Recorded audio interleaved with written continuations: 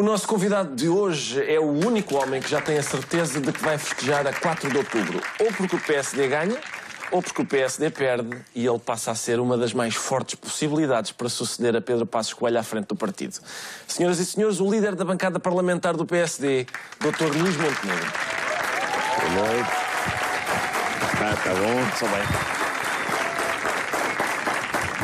Espero não ter sido maldoso com esta insinuação de que há um punhalzinho para cravar. Não vamos falar sobre isso. Não, de maneira nenhuma, porque eu vou ter todas as razões para festejar, porque o PSD e o CDS-PP vão vencer as eleições e vai haver uma vitória ainda maior do que no país no círculo pelo qual sou eleito e sou candidato que é Aveiro. Portanto, está quase tudo certo nesta apresentação. A propósito dessa sua confiança, que é realmente impressionante, há uma coisa que de facto impressiona as pessoas, pelo menos a mim, que é depois de 4 anos de aumento de impostos, corte de salários, confisco de pensões, vocês continuam à frente nas sondagens. Se vocês ganharem mesmo, o que é que vão fazer na próxima legislatura? Dar-nos um tiro? O que é que falta? Eu garanto que na próxima legislatura não vamos precisar de artilharia pesada.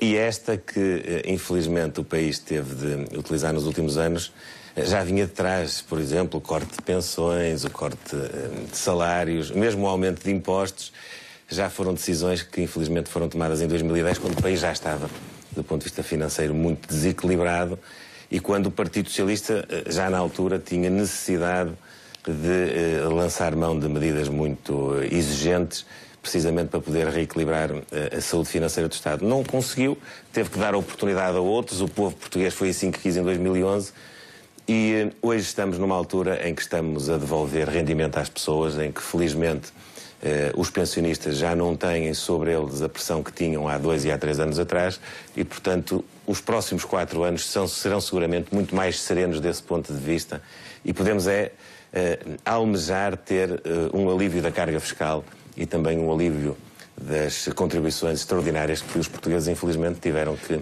ter nestes 4 anos. O senhor, aliás, disse há uns meses, disse a frase: o país está muito melhor, mas a vida das pessoas ainda não está melhor.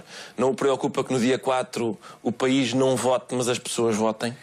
Não, preocupa-me que a maioria das pessoas possa ter uma opção diferente daquela que nós propomos aos portugueses e por isso batalhamos todos os dias para tentar captar o maior número de eleitores para aderirem ao nosso projeto de desenvolvimento para os próximos 4 anos. Mas essa frase é uma frase que, ao contrário de muitos daqueles teóricos da política portuguesa, expressava mesmo respeito pelas pessoas. Nós estávamos em 2014, numa fase em que foi preciso semear para podermos depois colher.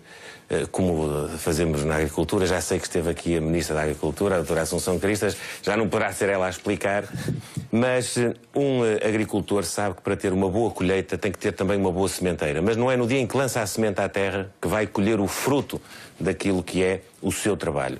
Nós tivemos em Portugal que melhorar os sistemas públicos, melhorar o funcionamento da nossa economia para que hoje possamos ter o resultado disso. E por isso é que hoje temos menos desemprego do que tínhamos quando eu disse essa frase, temos mais rendimento do que tínhamos quando eu disse essa frase, temos mais exportações do que tínhamos quando eu disse essa frase e, portanto, podemos hoje até atualizá-la dizendo que o país está melhor, a vida cotidiana das pessoas está a recuperar, está a melhorar, ainda não está nos níveis que nós queremos, mas para lá estamos a caminhar. No caso da coligação perder as eleições, aconteceu uma coisa curiosa, que foi o primeiro-ministro anterior deixou de ser primeiro-ministro e agora está preso. Acha que podemos ter esperança que aconteça o mesmo a este? Não, o que eu acho que nós devemos exigir à nossa justiça é que todos os culpados possam ser responsabilizados e todos os inocentes possam ser absolvidos. Sejam eles quem forem. Sejam eles políticos, sejam eles advogados, sejam eles jornalistas, humoristas, o que quer que seja. Todos aqueles que prevaricarem devem ser responsabilizados pelos seus atos, independentemente da sua condição. O senhor pôs humoristas na frase apenas para... Apenas porque me ocorreu, apenas porque me ocorreu. Não sabe nada de esquisito que eu tenha feito, não... Não consta, não consta. Certo, muito bem. Mas é incrível como mesmo... Mas como há segredo de justiça nunca se sabe. Pois, exato. Bom, eu estou tranquilo. Vamos ver, quer dizer, a simples resposta sim à minha pergunta, acha que Passos Coelho pode ser preso? acho que animava as pessoas. O senhor nem em tempo de campanha dá um sorrisinho ao povo português. Mas não interessa... Sorrisinhos dou vários agora. Tentarei não me deixar escorregar nessas rasteirinhas, certo, que me vai tentar aqui certo. colocar. Muito bem. Sabe, eu não acho que os acontecimentos na Grécia foram das melhores coisas que aconteceram ao PSD, porque ficou provado que ninguém pode enfrentar a chantagem da Alemanha. Isso não o orgulha, o facto de Portugal ter percebido mais cedo que a Grécia que amochar é de facto um desígnio nacional. Bom, nós, felizmente em Portugal, não precisamos de amochar, precisamos de responder pelos nossos compromissos, mas eu fico sobretudo muito triste por aquilo que está a acontecer aos gregos. Aliás, o Ricardo coloca-me essa questão numa semana até muito curiosa. Parece que nem houve eleições na Grécia, mas houve esta semana eleições na Grécia e parece que nem foi o Syriza que ganhou, mas foi, e o senhor Tsipras, que foi empossado primeiro-ministro, também foi. E eu digo que parece porque...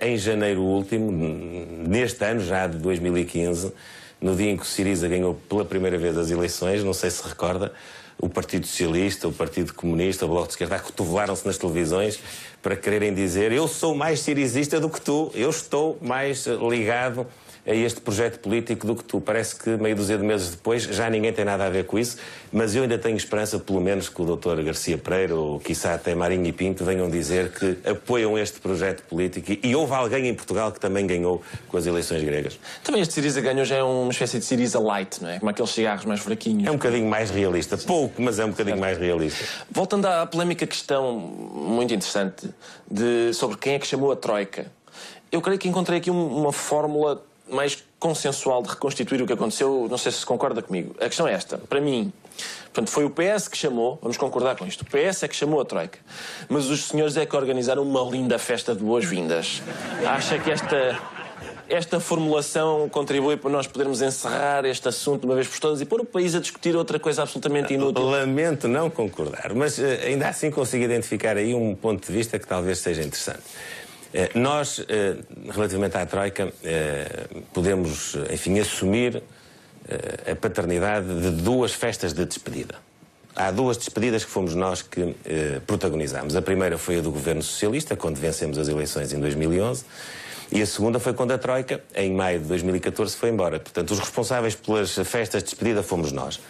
Já as boas-vindas, de facto, foi uma comissão de festas que tinha mordomos que os portugueses conhecem bem, que foram o engenheiro Sócrates, o professor Teixeira dos Santos, o Dr. Silva Pereira, o Dr. António Costa, este novo malhão português que é o Dr. Augusto Santos Silva, que tanto gosta de malhar nos seus opositores, mas que estava lá na comissão de festas como mordomo que recebeu a Troika, que negociou com a Troika o nosso programa de ajustamento e que, por via disso, foram, de facto, os principais obreiros dessa viagem que durou 3 anos. O que eu posso dizer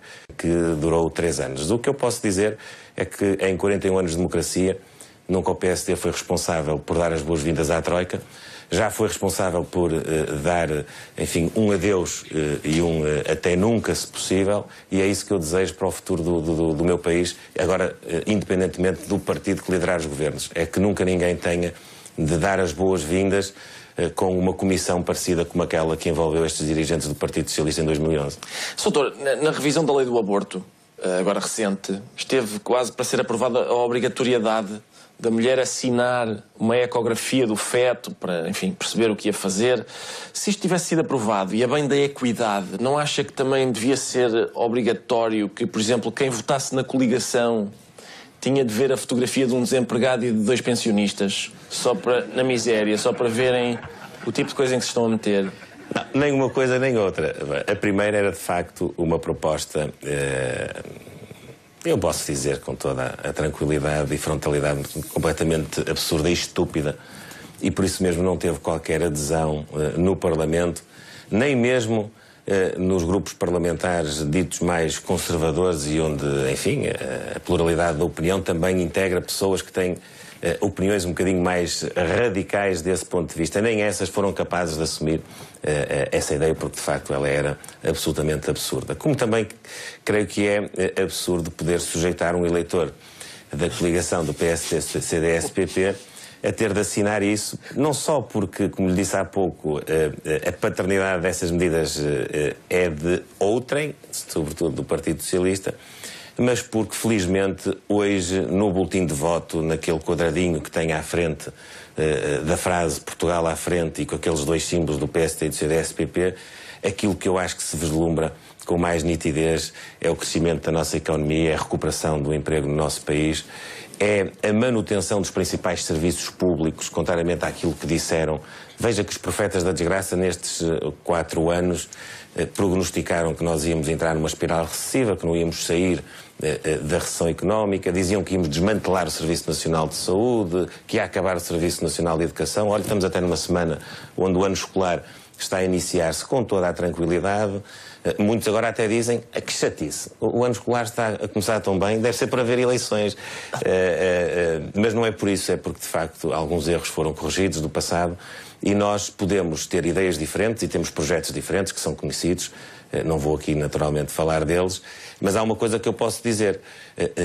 A governação do PSD e do CDS-PP não trouxe nem trará nenhuma catástrofe que possa ter nos boletins de voto essa imagem associada a quem coloca lá a cruzinha, ainda por cima, eu creio que vão ser a maioria dos portugueses. Muito bem, Sr. Doutor, o tempo de antena que acabámos de ouvir é da exclusiva responsabilidade do interveniente. Mas eu tinha só uma última pergunta, é sobre uma sociedade misteriosa e por isso eu tenho muita curiosidade, não vou perder esta oportunidade. O senhor é maçom e pertence à loja Mozart. E uma coisa que sempre me fez confusão foi isto.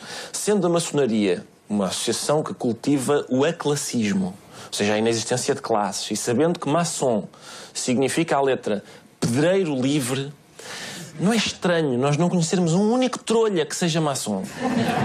Olha, eu para lhe responder a essa pergunta, que já suspeitava podia vir à baila, trouxe-lhe o único avental que uso, que é este. E que posso mostrar, posso até vestir, veja bem. O único avental que eu uso é este e diz uma coisa que é atenção, dragão na cozinha. Olha que eu adoro cozinhar. Eu gosto muito de fazer, por exemplo, uma boa sopa de peixe, um bom arroz de cabidela.